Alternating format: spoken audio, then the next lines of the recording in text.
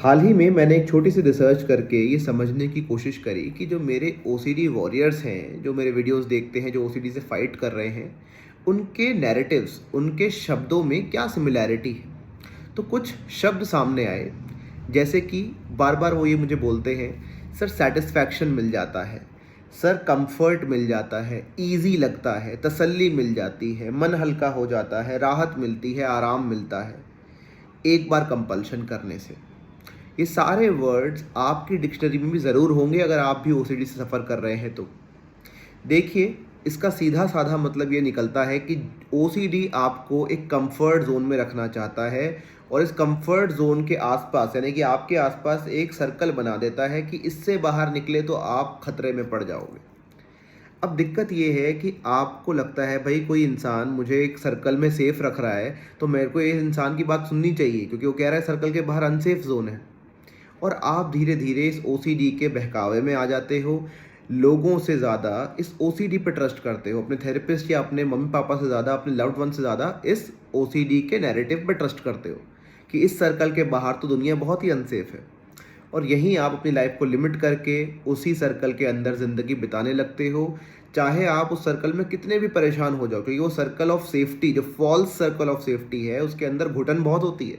सोचो आपको कोई एक कमरे में बंद कर दे तो कितना मुश्किल होगा रहना।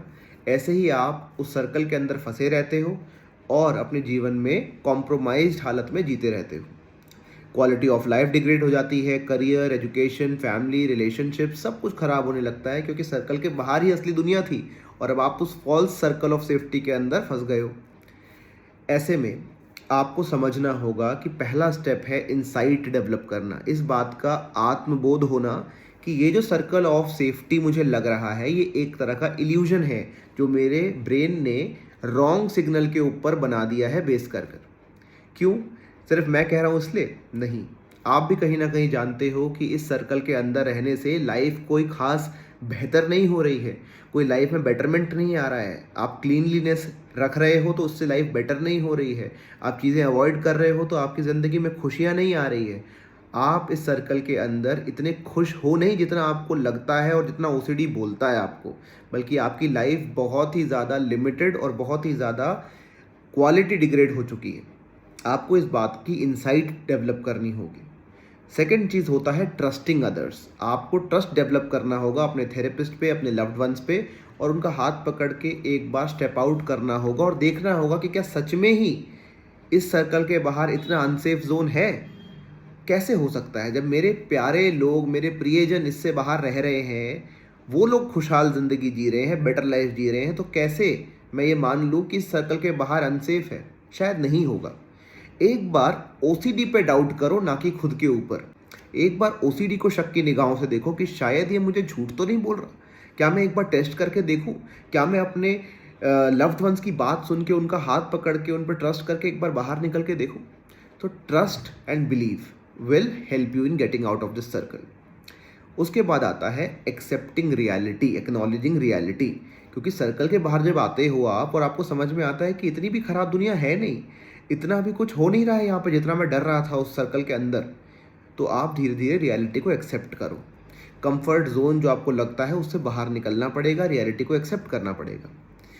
और लास्ट में कहूँगा टॉलरेंस ऑफ अनसर्टेनिटी डेवलप करो, यानी कि हर चीज़ के लिए सर्टेन होना कि गंदा नहीं होना चाहिए, किसी का एक्सीडेंट नहीं होगा, मेरा एक्सीडेंट नहीं होगा, भगवान मुझे पनिश नहीं करेंगे, गंदे थॉट्स नहीं आएंगे। It's okay, be kind towards your self. अपने ऊपर इतना क्रूएलिटी से मत काम करो। भगवान ने, ईश्वर ने कभी नहीं कहा है आपको कि अपने आप को बिल्कुल वाइट ही रख सकते हो आप। ब्लैक एंड वाइट हर इंसान के अंदर होता है, तो अपने ब्लैक को भी एक्सेप्ट करो उतना ही जितना वाइट को करते हो, लेकिन वाइटनेस को बढ़ाते जाओ, ज़िंदगी में आगे बढ़ते जाओ, गोल सेट करते जाओ। तब जाके आपका ओसीडी सबसाइड होने लगेगा। तब जाके आपको ये महसूस होने लगेगा कि उस सर्कल जिसमें आप रहते थे उसकी इतनी ज़रूरत है नहीं। ज़िंदगी तो इसके बाहर चल रही है, इस सर्कल के बाहर है लाइफ। इस सर्कल के बाहर दुनिया अनसेफ नहीं है, सेफ है, खुश है, क्वालिटी अप है। ज़िंदगी में करियर, दोस्त, रिश्ते, फन, एंटरटेनमेंट सब कुछ तो इस सर्कल के बाहर है।